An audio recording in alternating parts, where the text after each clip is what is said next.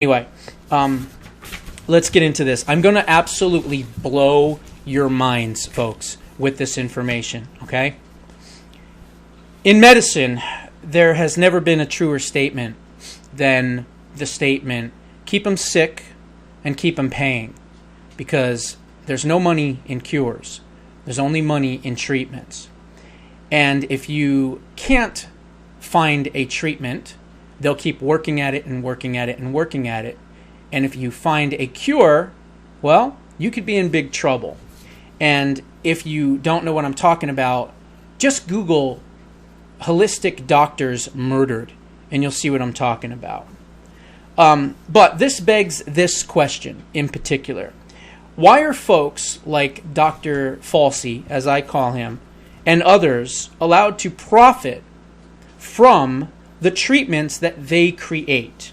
Well, if you haven't seen the documentary yet, because it is being pulled down all over the place, it starts with a P, if you know what I mean, then you can go to BitChute, and you're pretty much guaranteed to get it there. Now, one of the things that struck me about that movie that people are talking about is what the female doctor, we'll give her the initials JM, what she said when she said we should repeal an act known as the Bayh, B-A-Y-H, Dole Act.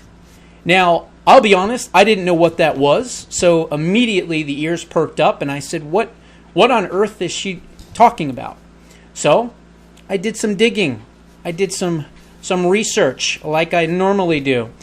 The Bayh-Dole Act, or the Patent and Trademark Law Amendments Act, is a law that was passed in December of 1980, which allows the federal government to obtain march-in rights to any new patent or invention that has been federally funded.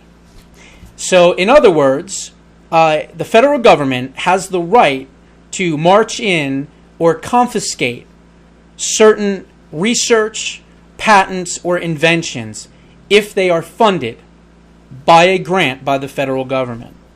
Now, pharmaceutical companies, many of them, get their research funding from the federal government.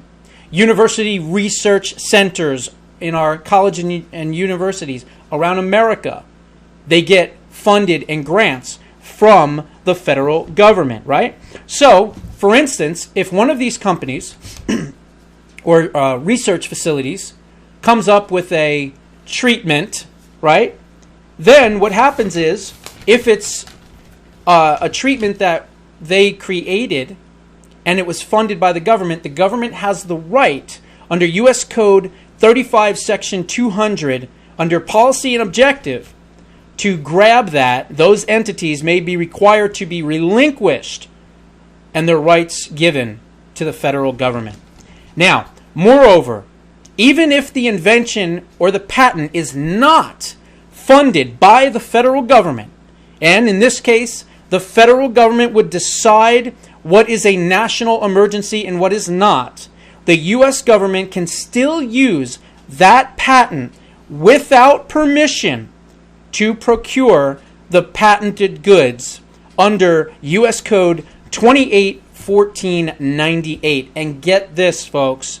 Under the same code, U.S. Code 281498, under Section A, if the inventor or patent holder sues the federal government for using their patent or invention without permission or compensation, it is highly likely that in any legal proceedings that the government would win the case, because all they would have to do is say that it was necessary for them to relinquish that patent for the common good of the American people. So let's do a little bit of refreshing here, okay? This is why people like Dr. Fauci are going to make millions, if not billions of dollars on any new developed treatment, okay? Because this mighty medical miscreant midget is the director of the National Institute of Allergy and Infectious Diseases, and also is affiliated with the National Institute of Health, and he's been there since 1984 at NIAID. Okay? So, in fact, Dr. Fauci has been involved with almost every single major health crisis and pandemic for the last 40 years, which is why the thumbnail shows what it shows. AIDS, HIV, Ebola, SARS, MERS, H1N1, and now the coronavirus. In fact, he holds a minimum of 12 patents just on AIDS research and HIV alone, never mind the other 100 or more that he has on all other different things. So, basically what this means is that the medical deep state, which I first coined that term and used it and exposed it in the March 10th, 2020 video, with the title of that video being Medical Deep State Exposed, Little Known Secret Agency Undermining Trump's Response to the Coronavirus, is literally controlling and dictating U.S. health policy, and for that matter, global health policy. So now, let's put a little bow on this giant nightmare, okay? The man who is in charge of fighting the coronavirus for the United States owns hundreds of patents, has worked for the federal government since at least 1984, and has overseen every single major health crisis and pandemic, and his agencies are funding university research centers and many pharmaceutical companies. And because of this little-known act, known as the Bayh-Dole Act, he is guaranteed to make an absolute fortune on any and all new treatments developed. Mic drop. There it is, folks. That's information I guarantee you're not going to get anywhere else. I apologize for choking up there in the beginning of this, but I literally found out about 10 minutes ago, and I was on another interview when I found out. So, I'm going to have a tribute to him because he is an incredible human being and an incredible person. But the reason I cut out lots of the words is so that this doesn't get censored.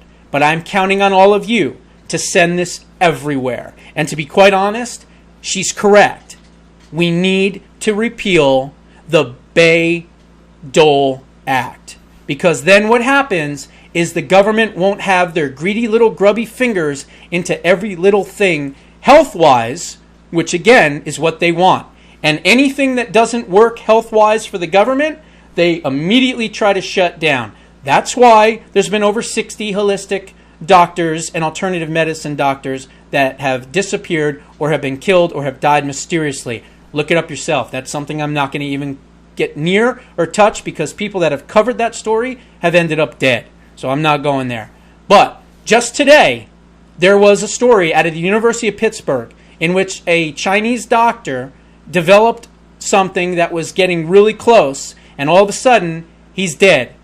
His friend or whatever came in and shot him and then shot himself or something. Now, the media is saying that it has to do with some kind of lover's quarrel or whatever, but I don't know. The news came out that he was working on a major development in whatever it is that they're working on for this, and all of a sudden he ends up dead. So, I'm just saying, we ought to look into that with a little bit of a peculiar eye, if you know what I mean.